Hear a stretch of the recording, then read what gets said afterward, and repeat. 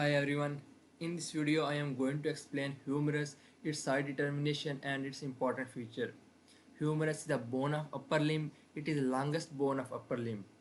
Above it take part in formation of shoulder joint and below it take part in formation of elbow joint. It consists of three parts. This one is called as its upper end and this long part is called as its shaft and the lowest one is called as its lower end. Let us discuss all of its part one by one. This one is the interior view of humerus and this one is the posterior view of humerus. Its upper end consists of a head. This head articulate with glenoid cavity of scapula to form shoulder joint and just below the head there is a line. This line is called as anatomical neck. This anatomical neck separate the head of humerus from rest of upper end. And on the anterior surface of upper end of humerus there are two bony projections. These bony projections are called as tubercle. This one is called as greater tubercle and this lesser one is called as lesser tubercle. Both of the tubercles are present on the anterior surface, but greater tubercle is directed toward lateral side and lesser tubercle is directed toward the medial side. And the groove which is present between these two tubercle is called as intertubercular groove or bicipital groove. This lesser tubercle is making the medial lip of bicipital groove and this greater tubercle is making the lateral lip of bicipital groove.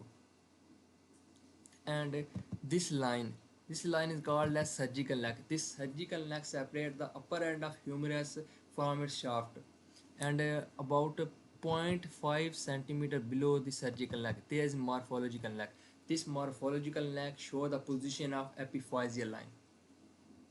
Now let us discuss the important feature of its lower end.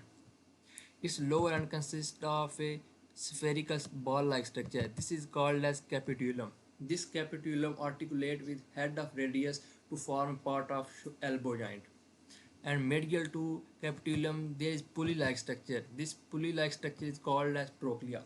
This trochlea articulate with trochlear notch of ulna to form part of elbow joint. And above these capitulum and trochlea there are two depression. This depression is called as radial fossa. This radial fossa accommodate head of radius during flexion. And medial to radial fossa this depression is called as coronoid fossa. This coronoid fossa accommodate coronoid process of ulna during flexion. Lower end also consists of two bony projection. This projection is called as medial epicondyle and this one which is present on its lateral end is called as lateral epicondyle. Above these two condyle there are two sharp margins. This sharp margin is called as medial supracondylar ridge and this sharp margin is called as lateral supracondylar ridge. On the posterior surface of lower end of humerus there is also one depression.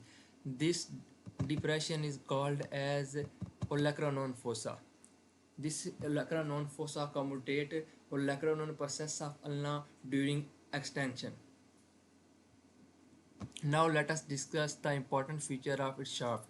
Shaft consists of three borders and three surfaces. Its anterior border start from the lateral lip of bicipital groove, then move downward and in the midline it is interrupted by a tuberosity. This tuberosity is called as deltoid tuberosity. Below the deltoid tuberosity anterior border is round and smooth. Its medial border starts from medial lip of bicipital groove, then move downward and medially.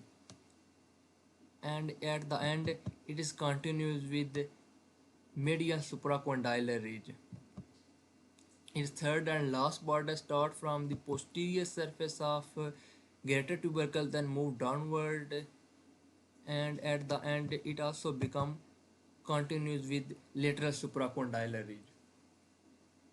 Now let us discuss about the surface of shaft. This surface is called as anteromedial surface. This anteromedial surface is between anterior and medial border. This anteromedial surface contain nutrient foramen. This nutrient surface is present below the midline of humerus and it is near to the median border. This is called as its anterolateral surface. This anterolateral surface is between its anterior and lateral border. This anterolateral surface contains tuberosity which is called as deltoid tuberosity. This one is the posterior surface of humerus. This posterior surface is situated between medial and lateral border.